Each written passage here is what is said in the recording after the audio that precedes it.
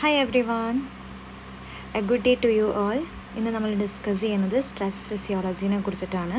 Plant physiology ഭാഗത്ത് ഒരു ഒഴിച്ചുകൂടാൻ വേണ്ടി പറ്റാത്ത ഒരു കൺസെപ്റ്റാണ് stress physiology. Okay, so let's begin. അപ്പോൾ സ്ട്രെസ് എന്ന് പറയുന്ന ഒരു ടോപ്പിക്കിൽ നിന്ന് തന്നെ നമുക്ക് തുടങ്ങാം അല്ലേ. സ്ട്രെസ് എന്ന് പറയുന്ന ഒരു വേർഡ് ഇന്ന് എല്ലാവർക്കും എക്സ്പീരിയൻസ് ചെയ്യുന്നൊരു കാര്യമാണ്. നമുക്ക് ആദ്യം ഹ്യൂമൻ്റെ കേസ് എടുത്തിട്ട് തന്നെ പ്ലാന്റിൻ്റെ ഫിസിയോളജിയിലേക്കും എങ്ങനെയാണ് പ്ലാന്റ് സ്ട്രെസ് ഫിസിയോളജി എന്നൊക്കെ ഡിസ്കസ് ചെയ്യാം. എന്താ നമുക്കൊരു സ്ട്രെസ് എന്ന് പറഞ്ഞു കഴിഞ്ഞാൽ, ഇപ്പം സ്കൂളിൽ പഠിക്കുന്ന ഒരു കുട്ടിയാണെങ്കിൽ എക്സാംസ് വരുന്ന സമയത്ത് ഒരുപാട് പ്രിപ്പയർ ചെയ്യുന്ന ഒരു കുട്ടിക്ക് ഒരു ചെറിയ രീതിയിലുള്ള ഒരു സ്ട്രെസ്സ് ഫീൽ ചെയ്യും അല്ലേ. ലൈക്ക് നമ്മുടെ നോർമലായിട്ടുള്ള ആക്ടിവിറ്റിയിൽ നിന്ന് മാറിയിട്ട് നമ്മളെ ബോഡിക്ക് നമ്മുടെ കംപ്ലീറ്റ് ആയിട്ടുള്ള പൊട്ടൻഷ്യാലിറ്റി പുറത്ത് കൊണ്ടുവരാൻ വേണ്ടി പറ്റാത്തൊരു സിറ്റുവേഷൻ അല്ലേ. അതായത് നമുക്ക് ഓൾറെഡി പല കാര്യങ്ങളും ചെയ്യാണ്ട് പറ്റുമായിരുന്നു, പക്ഷേ ഇത് ഇങ്ങനെ ഒരു സംഭവം നമുക്ക് ചുറ്റും ഉണ്ടാകുന്ന സമയത്ത് വി കാൺ ഡു എനിത്തിങ്, അല്ലെങ്കിൽ നമുക്ക് എന്തോ ഒരു ഡിസ്റ്റർബൻസ് ഫീൽ ചെയ്യുക എന്നുള്ളത് തന്നെയാണ് എന്ത് സ്ട്രെസ് എന്ന് പറഞ്ഞു കഴിഞ്ഞാൽ വേർഡ് മീൻ ചെയ്യുന്നത്. So how can we define stress? So we can say that stress means എന്തായിരിക്കും, എനി എൻവയോൺമെൻറ്റൽ കണ്ടീഷൻ അല്ലേ. അതിപ്പോൾ ഹ്യൂമൻ ബീങ്സിൻ്റെ കേസിൽ മാത്രമല്ല കേട്ടോ, പ്ലാന്റ്സിൻ്റെ കേസിലായാലും അവർക്ക് നോർമലി ഉള്ള എനി എൻവയോൺമെൻറ്റൽ കണ്ടീഷൻ അത് അവർ പ്രിവെൻറ്റ് ചെയ്യാണ്. ദാറ്റ് പ്രിവെൻറ്റ്സ്, അവരെങ്ങനെയാണ് പ്രിവെൻറ്റ് ചെയ്യുന്നത്, ആ കണ്ടീഷൻ ദാറ്റ് പ്രിവെൻറ്റ്സ് ദ പ്ലാന്റിൻ്റെ കേസിൽ പറയുകയാണെങ്കിൽ അത് പ്ലാന്റിനെ പ്രിവെൻറ്റ് ചെയ്യാണ് from achieving it's full genetic potential. ഇപ്പം ആക്ച്വലി നിങ്ങൾ തന്നെ ആലോചിച്ച് നോക്കൂ, നിങ്ങൾക്ക് പല കഴിവുകളുണ്ടാവും. ലൈക്ക് നിങ്ങൾക്ക് നന്നായിട്ട് ഇപ്പോൾ നിങ്ങളൊരു നന്നായിട്ട് ഓടുന്ന സ്പോർട്സിൽ വളരെ ഇൻവോൾവ് ചെയ്യുന്നൊരു കുട്ടിയാണെന്ന് വിചാരിക്കുക, ഒരു വ്യക്തിയാണെന്ന് വിചാരിക്കുക. അപ്പം അങ്ങനെയുള്ള നിങ്ങൾക്ക് ജന്മന അത് ഓടാനും നിങ്ങൾ പ്രാക്ടീസ് ചെയ്തിട്ട് നിങ്ങൾ ഉണ്ടാക്കിയെടുത്ത ഒരു കഴിവായിരിക്കും ഓടുക എന്നുള്ളത്. പക്ഷേ ആ ഒരു അത്ലറ്റിക്സിൻ്റെ ദിവസം രാവിലെയോ ഭയങ്കര സ്ട്രെസ്സായിരിക്കും, നീ എന്തായാലും ജയിക്കണം എന്ന് പറയുന്ന കുറേ ആൾക്കാർ ജയിച്ചിട്ടില്ലെങ്കിൽ കുറേ പ്രോബ്ലംസ് ഉണ്ടാവും എന്നൊക്കെ ഉണ്ടാകുന്ന സമയത്ത് നമ്മുടെ എൻവയോൺമെൻറ്റിൽ എന്ത് ചെയ്യും, നമ്മുടെ എൻവയോൺമെൻറ്റൽ കണ്ടീഷന് പല കാര്യങ്ങളും നമ്മുടെ ചുറ്റും വന്നു അല്ലേ, പ്രതീക്ഷിക്കാത്ത പല കാര്യങ്ങളും വന്നു. അപ്പോൾ അത് സ്ലോലി നിങ്ങൾ പ്രിവെൻറ്റ് ചെയ്യാണ്. എന്തിനു വേണ്ടിയിട്ടാണ് പ്രിവെൻറ്റ് ചെയ്യുന്നത്? നിങ്ങളുടെ ഫുൾ പൊട്ടൻഷ്യാലിറ്റി പുറത്ത് കൊണ്ടുവരാൻ വേണ്ടി പറ്റാത്തൊരു സിറ്റുവേഷൻ ഉണ്ടാവാം അല്ലേ. സോ ഓൾറെഡി ജനറ്റിക്കലി നിങ്ങൾക്കൊരു പൊട്ടൻഷ്യാലിറ്റി, നിങ്ങൾക്ക് അതിനുള്ള കഴിവുണ്ട്, പക്ഷേ എന്തൊക്കെയോ കാര്യങ്ങൾ നിങ്ങളെ പ്രിവെൻറ്റ് ചെയ്യുന്നു അല്ലേ. പല എൻവയോൺമെൻറ്റൽ കണ്ടീഷൻസും നിങ്ങളെ പ്രിവെൻറ്റ് ചെയ്യുന്നു അത് കംപ്ലീറ്റ് ആയിട്ട് പുറത്ത് കൊണ്ടുവരാൻ വേണ്ടി പറ്റാത്ത. അപ്പോൾ അവരുടെ സിറ്റുവേഷൻ പറയുകയാണെങ്കിൽ ഇപ്പം കലോത്സവത്തിലൊക്കെ നന്നായി പാടുന്നൊരു കുട്ടിയാണെങ്കിൽ അന്ന് പല കാര്യങ്ങൾ ആ കുട്ടീൻ്റെ മൈൻഡിലൂടെ പോകും. അപ്പം അതൊക്കെ അവൾ ഫേസ് ചെയ്യുന്ന എൻവയോൺമെൻറ്റൽ കണ്ടീഷൻസ് ആയിരിക്കും, അത് അവളെ പ്രിവെൻറ്റ് ചെയ്യും. നന്നായി പാടുന്ന കുട്ടിയാണെങ്കിൽ അന്ന് ചിലപ്പോൾ ആ കുട്ടിക്ക് ആ ഫുൾ പൊട്ടൻഷ്യലോട് കൂടിയിട്ട് പാടാൻ പറ്റിയെന്ന് വരില്ല.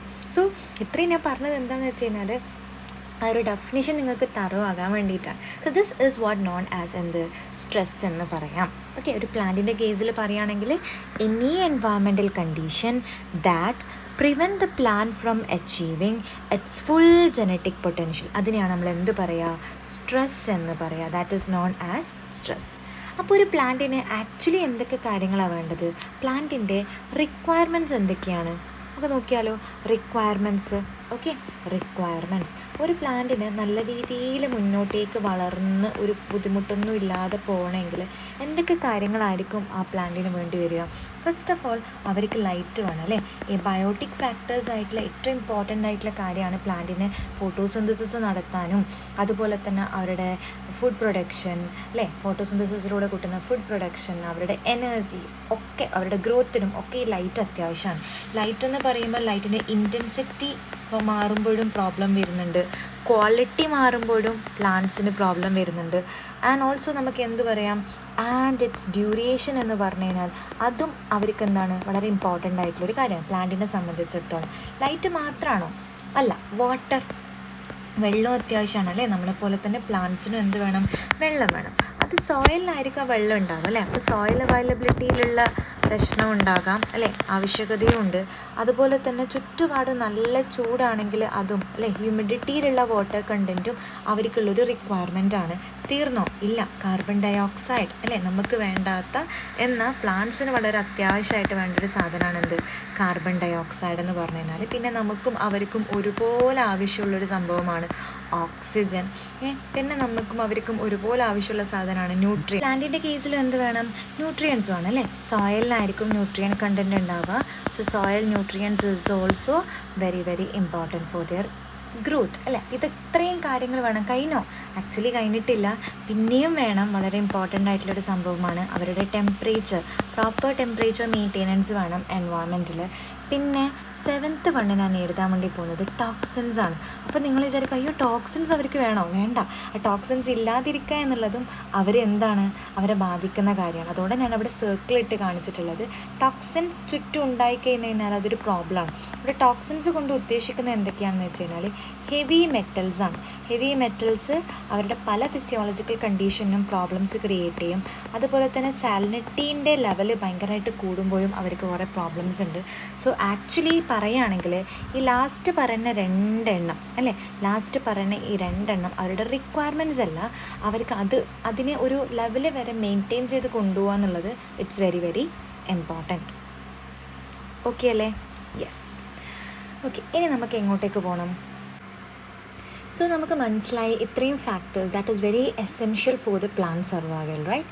So plant survive because thousands of small process are inside them work together perfectly.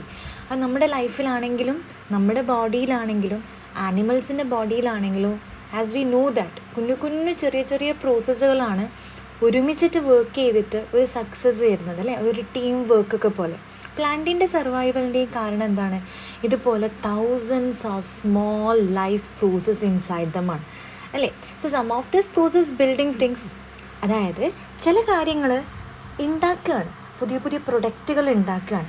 So we have to call them as anabolic pathway. എന്താ പറയുക? അനബോളിക് പാത്വേ എന്ന് പറയും. അതായത് they are actually making something. അപ്പോൾ ഈ പറയുന്ന സ്മോൾ പ്രോസസ്സുകളിൽ ചിലത് എന്തായിരിക്കും? ദി ആർ ബിൽഡിംഗ് തിങ്സ്, കാര്യങ്ങൾ ഉണ്ടാക്കിക്കൊണ്ടിരിക്കുകയാണ്. Okay, it's actually building things. At the same time വേറൊരു പ്രോസസ്സും കൂടി അവിടെ നടക്കുന്നുണ്ട്. Okay, so as I already told you, some of these process building things we call them anabolic pathway, and some breaking things down to release the energy. അത് നമ്മൾ എന്താ പറയുക? Catabolic pathway. Okay, catabolic pathway. So anabolic പാത്വേയും നടക്കുന്നുണ്ട് പ്ലാന്റ്സിൻ്റെ ഉള്ളിൽ, അതുപോലെ തന്നെ എന്തും നടക്കുന്നുണ്ട്? കാറ്റബോളിക് പാത്വേയും നടക്കുന്നുണ്ട്, ബ്രേക്കിംഗ് നടക്കുന്നുണ്ട് അല്ലേ? ചില കാര്യങ്ങൾ ഉണ്ടാക്കി വെച്ച സാധനങ്ങളിൽ നിന്ന് ബ്രേക്ക് ചെയ്തിട്ട് എന്ത് കിട്ടുന്നുണ്ട്? എനർജി റിലീസ് ആവുന്നുണ്ട്, അവരുടെ ബോഡിയിലേക്ക് എനർജി റിലീസ് ആവുന്നുണ്ട്. So did you ever heard these kind of A words? നിങ്ങൾ കേട്ടിട്ടുണ്ടോ? അതായത് അനബോളിക് പാത്വേ അല്ലെങ്കിൽ അനബോളിക്, കാറ്റബോളിക് എന്ന് കേട്ടിട്ടുണ്ടോ? സോ ഇൻ കേസ് അത് കേട്ടിട്ടില്ല എങ്കിൽ I think you wear very familiar with the term metabolic അല്ലേ? മെറ്റബോളിസം എന്ന് കേട്ടിട്ടുണ്ടാവില്ലേ? മെറ്റബോളിക്. ഓക്കെ, സോ ഈ മെറ്റബോളിക് എന്ന് പറഞ്ഞു കഴിഞ്ഞാൽ ആക്ച്വലി എന്താണ്? ഇവർ രണ്ടാളും കൂടിയതാണ് കേട്ടോ. Anabolic plus catabolic, that we call them as എന്ത്? മെറ്റബോളിക് എന്ന് പറയും. ഓക്കെ, സോ ജസ്റ്റ് ഇതൊന്ന് പറയാതെ മുന്നോട്ട് പോകാൻ വേണ്ടി പറ്റില്ല. കാരണം പ്ലാന്റ്സിൽ ഇത്രയും പ്രോസസ്സ് നടക്കുമ്പോൾ അതിലുള്ള ചില process they are building and some of them are breaking down. This together we have to call them as എന്ത്? മെറ്റബോളിസം എന്ന് പറയും. സോ ഈ metabolic pathway have to be required lots of factors. അതാണ് നമ്മൾ കഴിഞ്ഞ സ്ലൈഡുകളിൽ കണ്ടിട്ടുണ്ടായിരുന്നത്.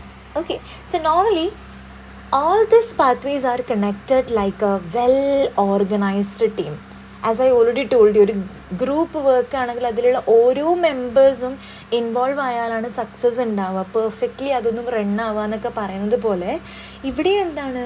ഒരു വെൽ ഓർഗനൈസ്ഡ് ആയിട്ടുള്ള ടീം പോലെയാണ് ഈ കാറ്റബോളിസവും. ഒരു ഭാഗത്ത് നിന്ന് ഇങ്ങനെ ബിൽഡപ്പ് ചെയ്യുന്നുണ്ടാവും, ഒരു ഭാഗത്ത് നിന്ന് ബ്രേക്ക് ഡൗൺ ചെയ്യുന്നുണ്ടാവും, energy is releasing on one side. So these all are actually work like a well organised. But when a plan faces stress, ഇങ്ങനെ നല്ല സ്മൂത്തായിട്ട് പോയിക്കൊണ്ടേയിരിക്കുകയാണ്, പക്ഷെ at the same time they are gonna facing a stress like too much heat or drought condition or any kind of pollution or high intensity of light. So this beautiful coordination get disturbed. അത് യൂഷ്വലാണല്ലേ. ഇപ്പോൾ നമ്മുടെ ഒരു വലിയ team വർക്കായിട്ട് ഒരു business run ചെയ്ത് പോവുകയാണെങ്കിൽ അതിലേതെങ്കിലും ഒരു factor പുറത്തുനിന്നുള്ള പെട്ടെന്ന് എന്താ പറയുക കോവിഡ് ടൈമൊക്കെ ഷട്ട് ഡൗൺ ഉണ്ടായപ്പം വിചാരിക്കാതെ കുറേ ബിസിനസ്സുകൾ ഡൗൺ ആയിട്ടുണ്ടാവില്ലേ. സോ ഇതുപോലെ എന്തൊക്കെയൊക്കെയോ കാര്യങ്ങൾ അല്ലേ, പല സ്ട്രെസ്സും ഫേസ് ചെയ്യുമ്പം പ്ലാന്റ്സ് പല രീതിയിലുള്ള സ്ട്രെസ്സ് ഫേസ് ചെയ്യുന്നുണ്ടാവും. ടു മച്ച് ഹീറ്റ് ആവാം, വെള്ളം കിട്ടാത്ത drought condition, pollution or high heat, high light.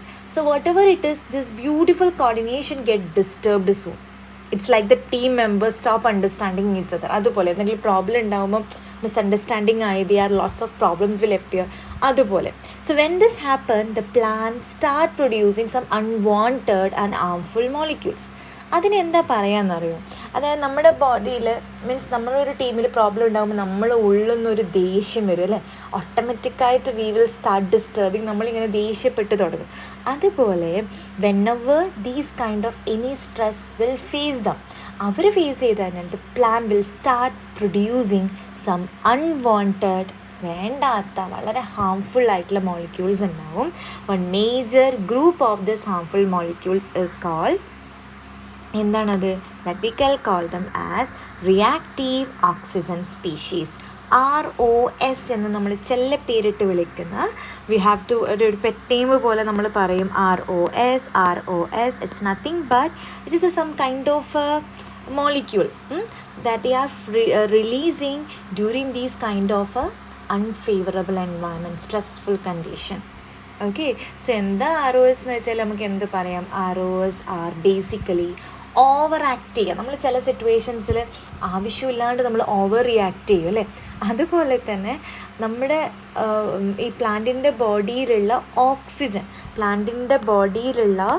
ഓക്സിജന് ഒരാവശ്യമില്ലാണ്ട് ദേഷ്യം പിടിക്കുക. ഓക്കെ, ഇങ്ങനെ ദേഷ്യം പിടിച്ച് നിൽക്കുക ഓക്സിജന്.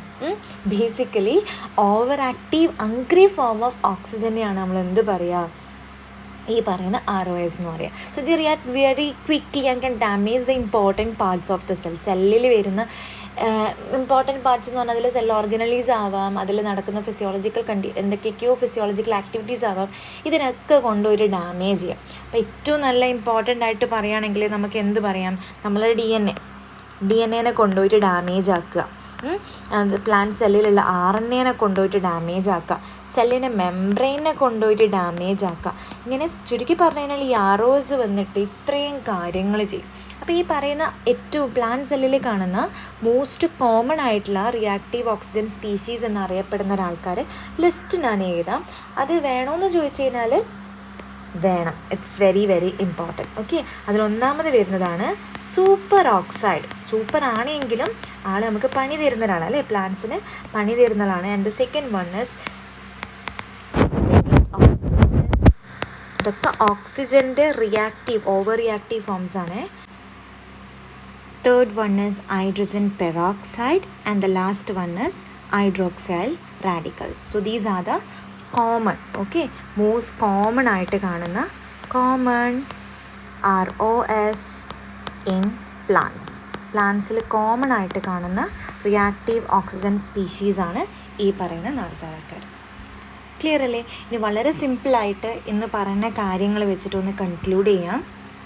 So when A plant is under stress it produce ROS. So kindly recall what is A full form of ROS. Okay, so these ROS are like troublemakers that can attack and damage the cell if they are not controlled. So ഒരുപാട് കാര്യങ്ങൾ ഇന്ന് പറഞ്ഞു. So the next class we will surely discuss about one of the important stress, that is water stress, and another type of the stress. That's actually a surprise. Thank you.